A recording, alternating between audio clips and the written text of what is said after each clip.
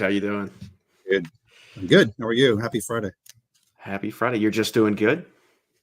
That's usually the response I give. Yeah, obviously life has ups and downs, but if we're being truthful, I hate to brag. Life is basically a fairy tale these days. So I'm good. I'm good. It's been a good week.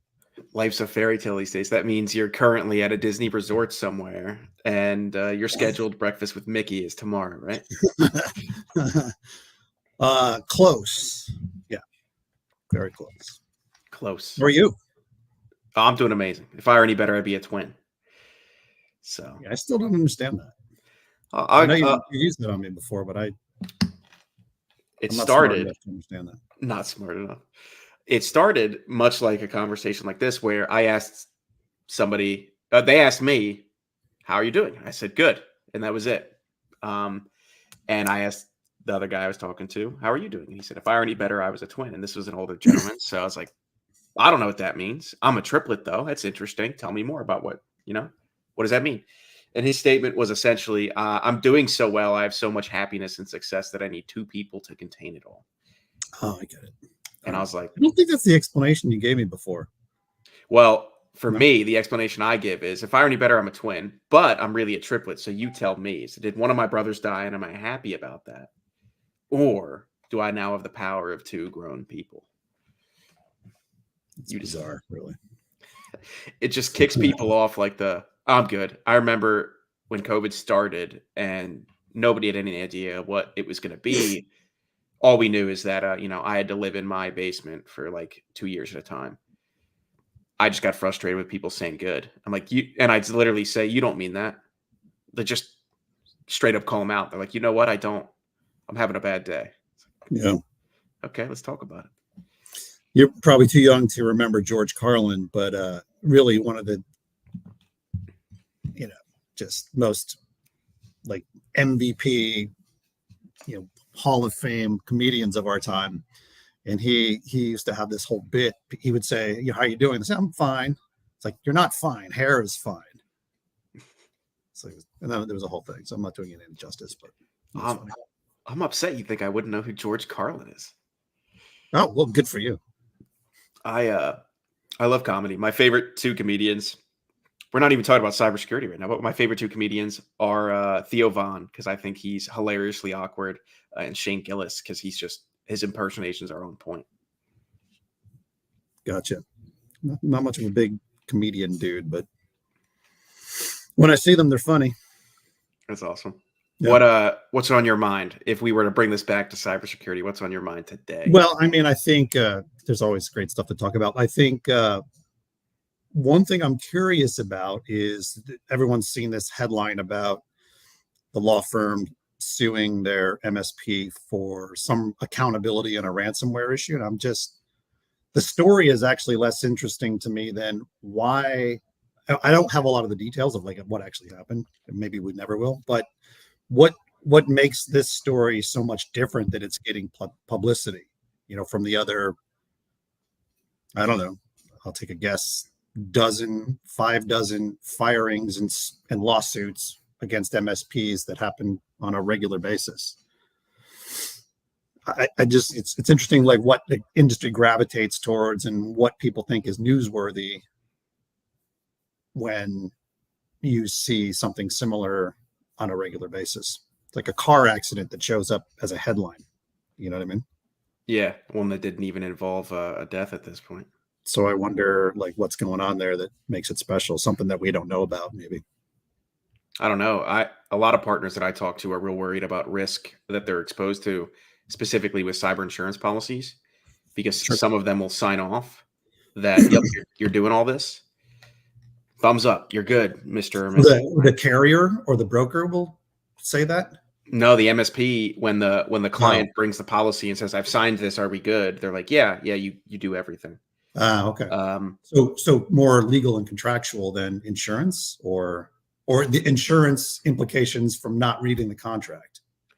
It's a little bit of both. So the client doesn't really understand what they've signed, and then the MSP reads it and they don't really understand what their client signed. So they try to put the concerns of the client to bed, but in reality, there's a whole lot of risk that's assumed because they're not doing I'm just going to throw out a random number, half of the things in our policy consistently enough to consider to be in compliant.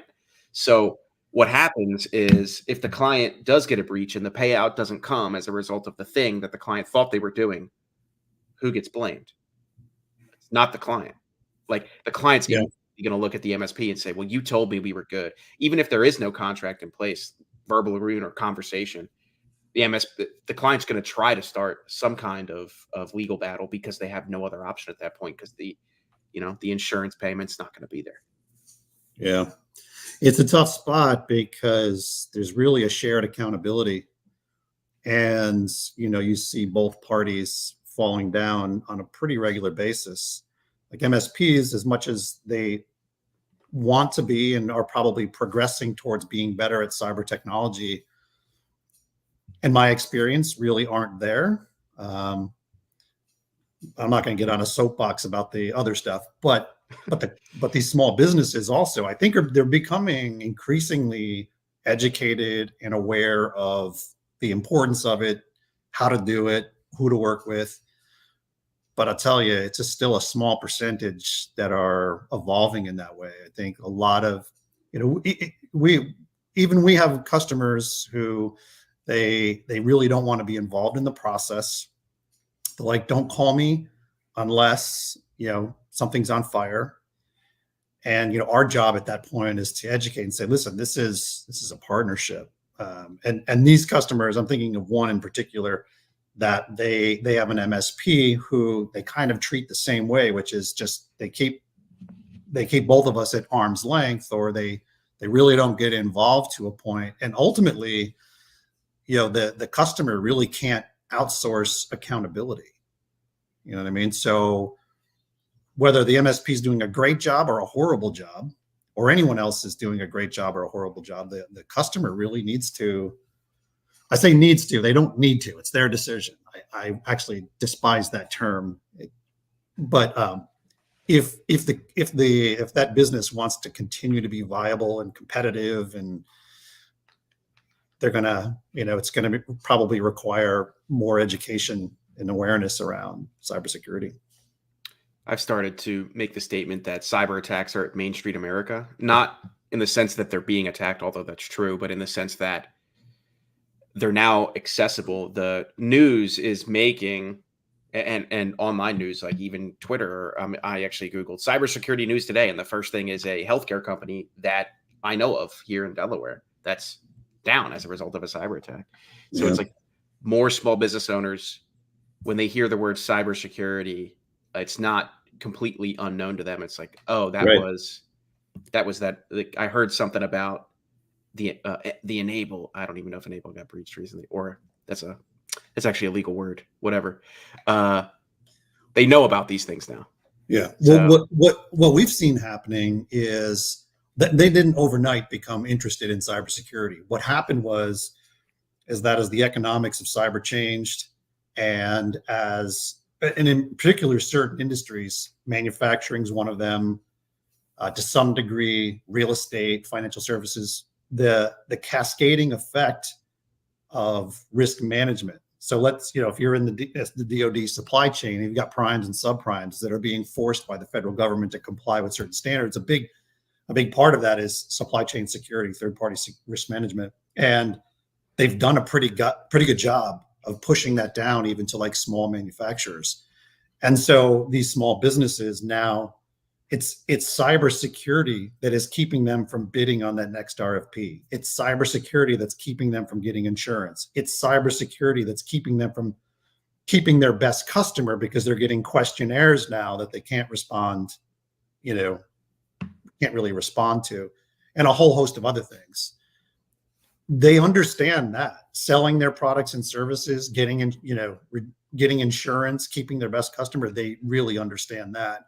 And when they hear that it's cybersecurity that's the hurdle, now all of a sudden they're like, okay, we got to deal with this cybersecurity thing. And I wouldn't say over the last 4 years, we've not really seen small businesses become more interested in it, but they are, I would say, investing more in making it go away.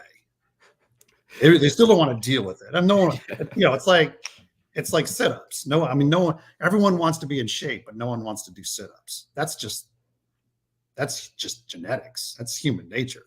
Yeah. And I get it.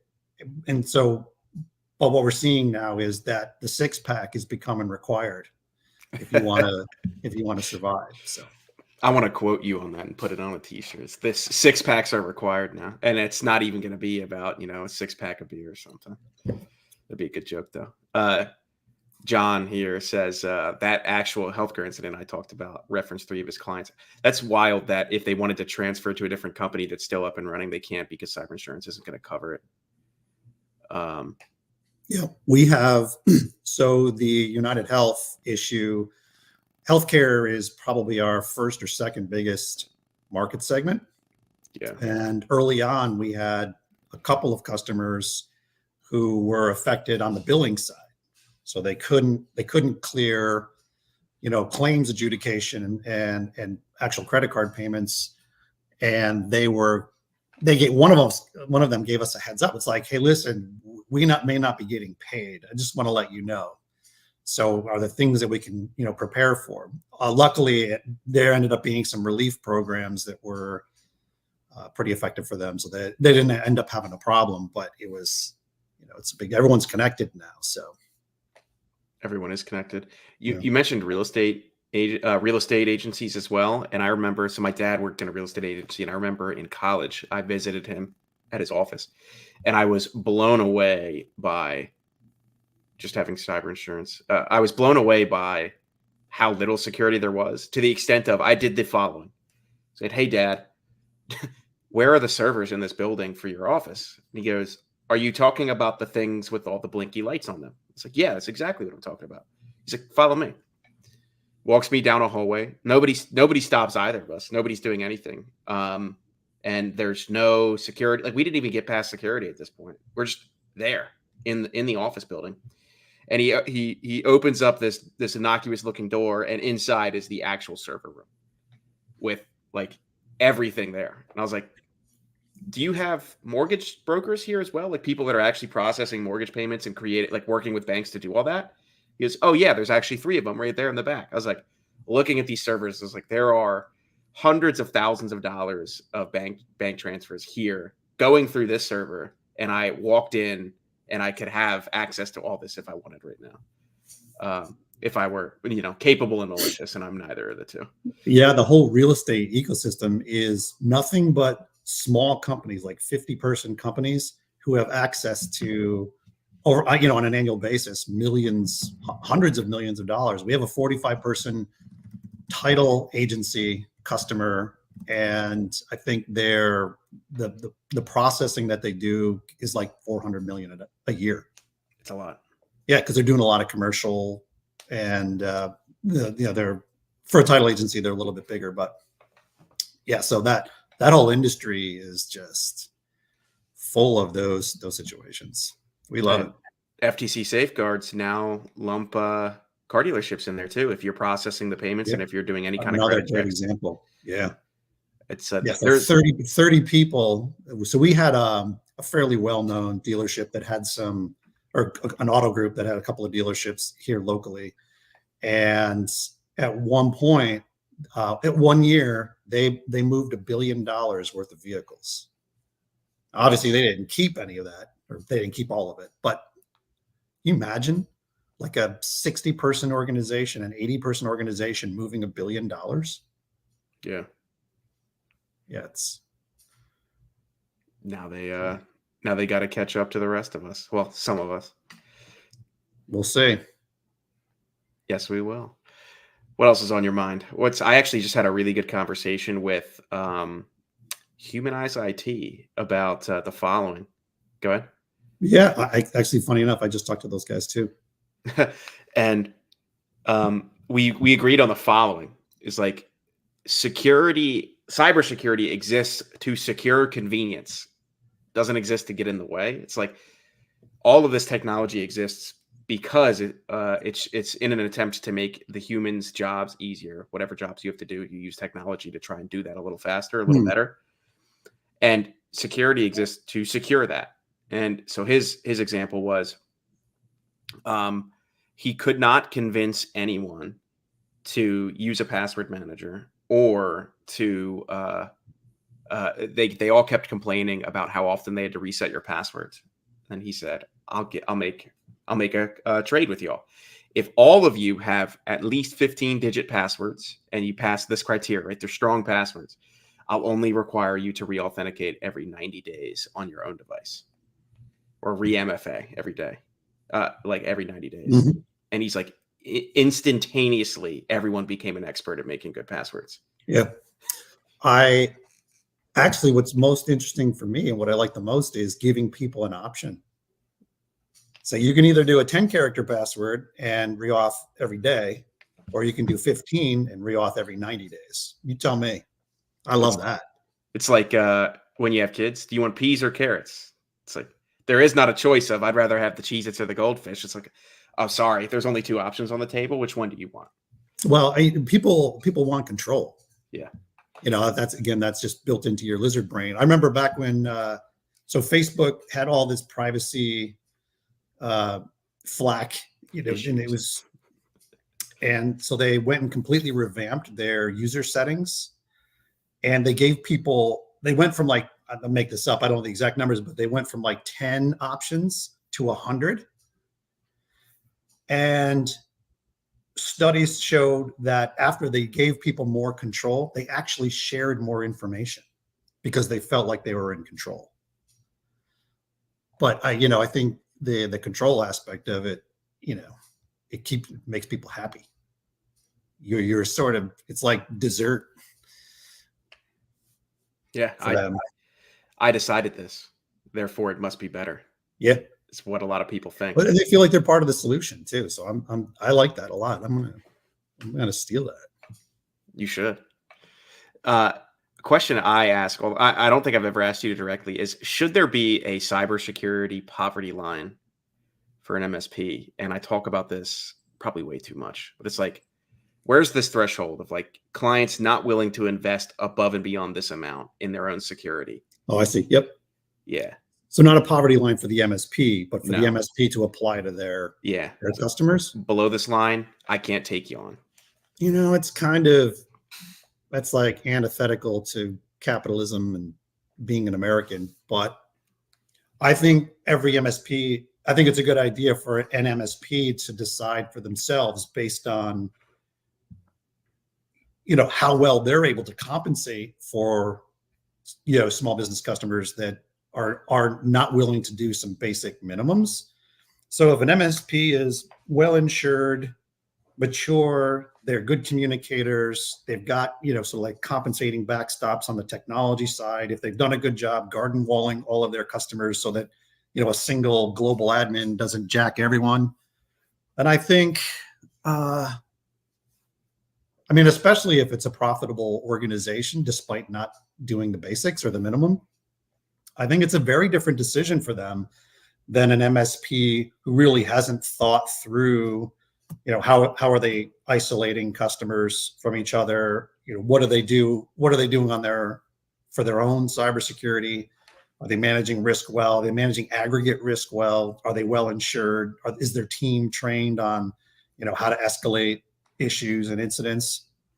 So I think the concept of having a line makes a lot of sense, but I think it would be different for everyone.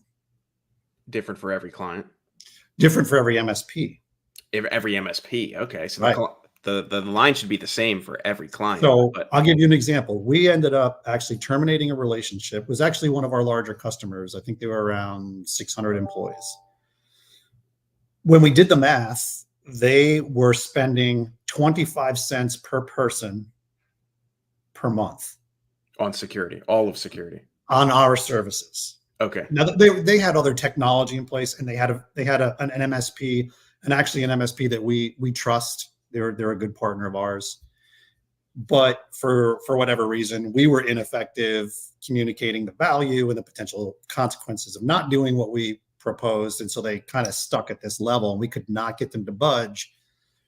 And so we had to we had to part ways with them. We said, listen, we can't take this on. But I think part of our decision was how well are we able to.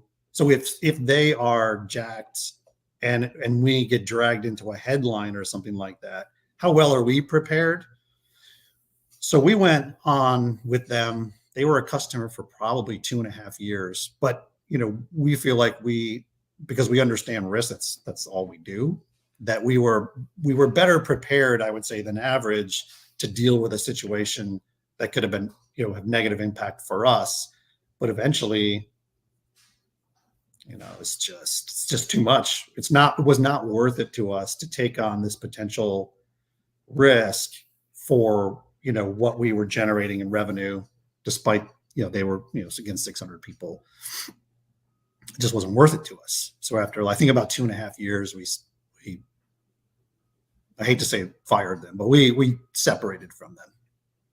Did they understand that, or was that a difficult process? I don't know. Honestly, I really don't. It's hard to tell. Like, again, we do our best to communicate the why, we're doing something or not doing something. And that was no exception, but I really don't know. They haven't come back to us and said, hey, we get it now. So, and that was probably a year ago. Got it. I'd say they got the message then if it's 12 months later.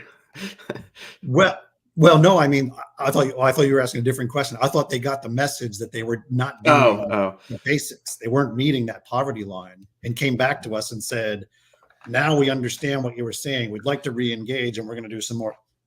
No, that didn't happen. So I don't know. I have no idea what they're doing.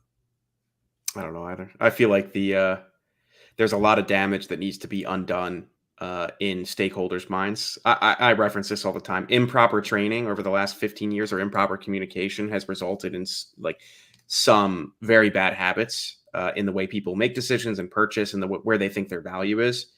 The example that I know most about is in awareness training, just because I'm doing that. But I see that in how people buy cybersecurity and understanding a breach. It's like most breaches are breaches of opportunity. It's like you happened to get in the way of something. Nobody targeted you exclusively. And in that case, Right. What do you want? Well, you'd want like the home defense sticker. It's like that sticker doesn't prevent a thief from breaking into your house. It just makes them break into your neighbor's house instead. Well, it may prevent, I would say, more than many other things. But that sticker, whether you have a system or not, throw a sticker on your window. No, I get that, but it wouldn't I always go back to with 15 minutes and a box cutter, someone can get into your house most likely. Yeah, I think the sticker doesn't prevent that. What it does do is they're like, I'm not going to deal with whatever this is. I'm moving on. And while there's largely not a conscious decision getting made if it is if you are a victim of opportunity in a cyber attack, it makes the next company that they breach more appealing because you have this level of security that exists by default.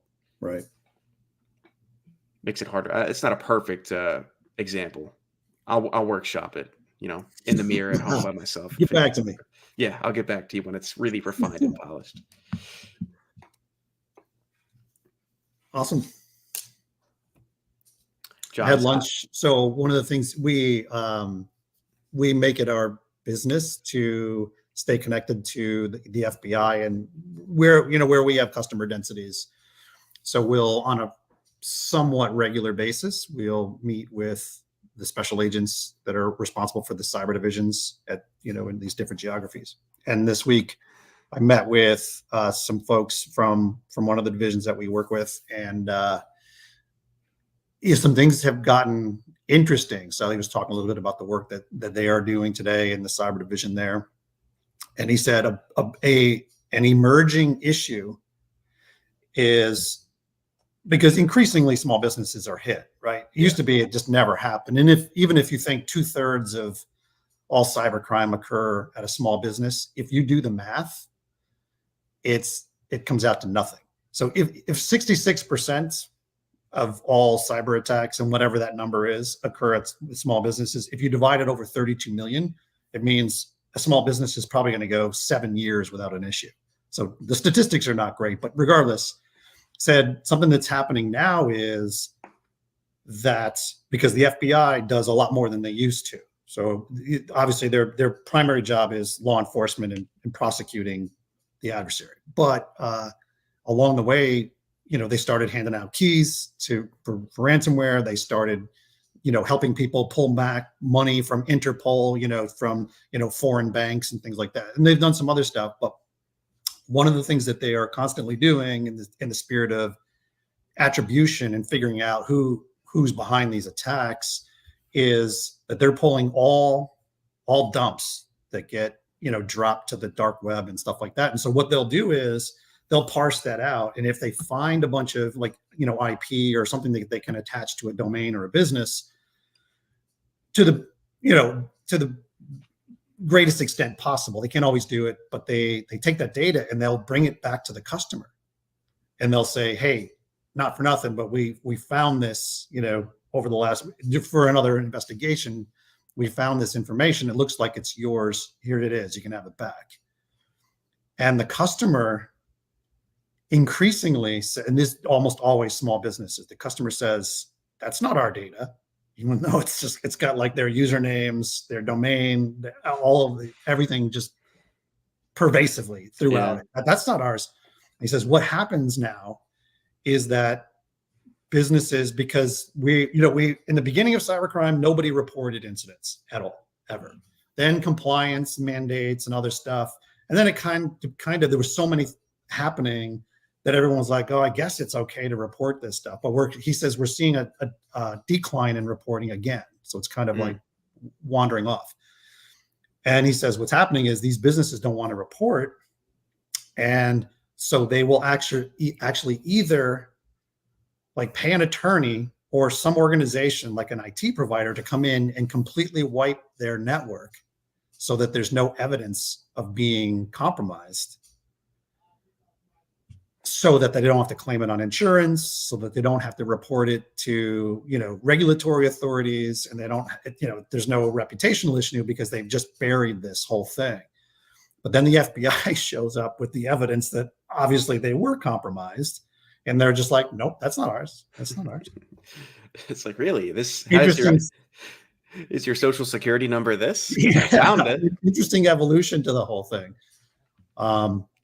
And they implicated certainly other people who were connected to the business, who I'm not going to name any names or categories, but if you have a vested interest in that compromised small business not reporting, or no one finding out that your customer was compromised, he suggested that they're willing participants in this burial. Yeah. So whether it's their attorney or it's their IT provider, the customer comes back and says, nope, we're not doing anything about this. I can't afford to report this, bury this. And everyone's like, sounds good to us. And then the FBI shows up with their data and they're like, that's not ours. I'm just holding that for a friend, I'm just holding that for a friend. All that data, that leak, that was made up. What are hackers going to do? They already stole it, so they might as well be making it up too. Yeah, so interesting subplot in this whole thing. John, Job Technologies here says that you're not small enough to get hacked. You're just too small to make the news. Yep, yeah. I've heard that a lot too. I don't know who made that up, and I've asked several times. If anyone knows who's made that up, I owe them some kind of licensing fee at this point for how many times I've stolen it. Coming back to where we started this conversation, the news is, I think it was Denzel Washington that said, if you read or watch the news, you're misinformed. But if you don't read or watch the news, you're uninformed. So either way, there's no way to win here. But if it bleeds, it leads, the whole situation. So I think obviously small businesses, who cares? Like no one even knows who they are, so it's not a headline. They're really looking for a bigger, juicier fish to fry. It's true. I was actually talking with somebody about what do I think AI is actually going to do, or the prevalence of easy access AI is going to do for social engineering specifically. Yeah. I'm pretty sure Jamie ends this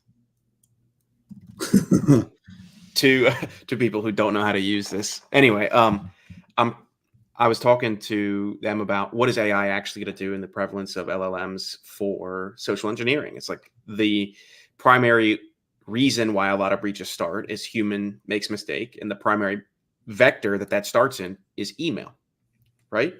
So I said there's really two types of social engineering that result in, bad email traffic. The first is just this scattershot blast of like, hey, I'm your long lost 37th uncle twice removed. If you give me $200, I'll give you $2 million. Here's the bank account information. That's largely not going to change, except for now, the grammar's not going to be how you're going to recognize an attack. Then there's this other kind of attack, which is super specialized. So it's like, they do research. Maybe they buy information on your company, 100%. whether on the dark web or honestly, if you went to Zoom Info and you got a personal subscription and you typed in your information and your company's information, you'd be shocked at how much of that is there and how much of it's accurate. And so they can get all this information. Then they go on LinkedIn and they know every member of your organization on there and their titles in relation to each other and who they're connected with and not connected with, i.e., now they have your org chart. So they have contact information, your organizational chart, and a whole bunch of stolen information on your company. What can they do with that? Well, they can register a domain that looks suspiciously close to a vendor that they know you're likely to use as a result of the company that you work at and the role that you have at that company and the people that report to you. And then they pretend to be that organization or that person. Yeah. Or even worse, they compromise one of your vendors and they have a legitimate email address that sends legitimate email communication from that legitimate address, doing what is in all other circumstances legitimate things. Absolutely. And I think I get this question all the time, and I don't think AI is going to change the quality of these issues at all, but it changes the economics entirely. So what you just described, that's all stuff that a human being can do today, but it costs money to pay a human being to pretext and to, collect intel and to stage this whole thing. So, I think I agree. I mean, again, the quality is exactly the same, but it can happen faster and cheaper. Yeah. With AI. So yeah, we'll see what happens. I think a lot of security professionals forget, and this is what I bring up to them. They're like, oh, AI is going to revolutionize the way we protect businesses. It's like, yeah, it will. You know what it's also going to revolutionize? The way people attack your business. It cuts both ways. Yeah, the problem is that offense and defense are still asymmetrical. Yeah. So even if AI helps, it's going to help us less.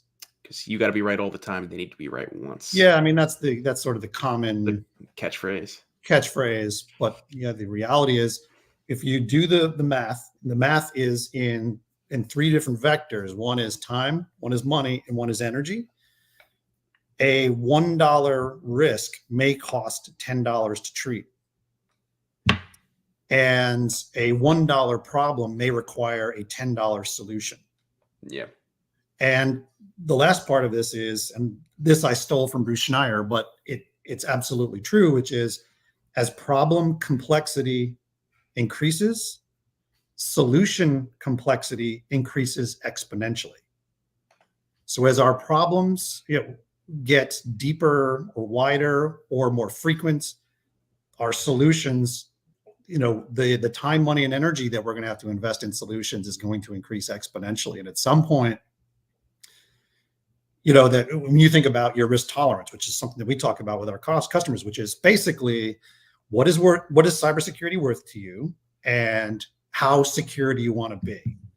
It's a very hard question. It's very abstract, but think of a line, which is, sort of this gauge that you want, a threshold that you want to be over and not under. Well, as the solutions become more and more costly in time, money, and energy, that line naturally has to drop unless the business is finding other ways to compensate for that additional risk, that aggregate risk. So it's, AI for me is scary, not because it makes anything different or higher quality. I think the industry, in my opinion, has been really focused on better social engineering emails, and I don't think that's the case. But it is terrifying in terms of the economics. It's like if you want something done, you can have it cheap, you can have it fast, or you can have it high quality. Choose two. Yeah, and Elon just recently said that, and I think it makes sense that in the future, there will be very few things that a robot can't do better and faster. Sure. And yeah, let's hope someone's working on it on our side. Countering this economic offset, this disadvantage, because it's already difficult. And if it gets any more expensive, you wonder what kind of outcomes that produces. But less businesses being owned by less people and providing less outcomes in their communities. Probably. I'll think on that. Yeah. Awesome. Well, we should probably end on that. Well, happy St. Patrick's Day. Is it 3:15 is St. Patrick's Day? No, I think tomorrow is. Tomorrow. Well, what do I know? Oh, maybe it's Sunday. Sunday. Hold on. Let me look at my calendar. What's today? Today's Friday. Today's the 15th. Yeah. Happy post Pi Day. Post Pi Day, right? Pi Day was yesterday. 3.14. Dude, I love dessert. Pi Day is every day. Pi Day is every day. With a sweet tooth. So Amanda, who's here, didn't know that I knew pi to the very long number of digits. I think I saw that nerdy video, man. What's up with you? She just pulled out the camera, started recording. And I was like, all right, I don't care. It's like, I got bored in Sunday school one time, and the math teacher in that class had put pi all around. So I was like, this is way more interesting than whatever they're trying to teach me here. So I just started memorizing digits of pi. I got it to 24 before we changed classrooms. So there we go. Awesome. Well, thanks for joining, Reg. Thanks for everyone who participated in the chat. It was a blast. Thanks for listening to us ramble on our soapboxes. We'll step off for a few minutes so you all can collect yourselves. But thanks so much. Thanks, man. We'll see you. Have a good weekend. See y'all next time. Bye-bye.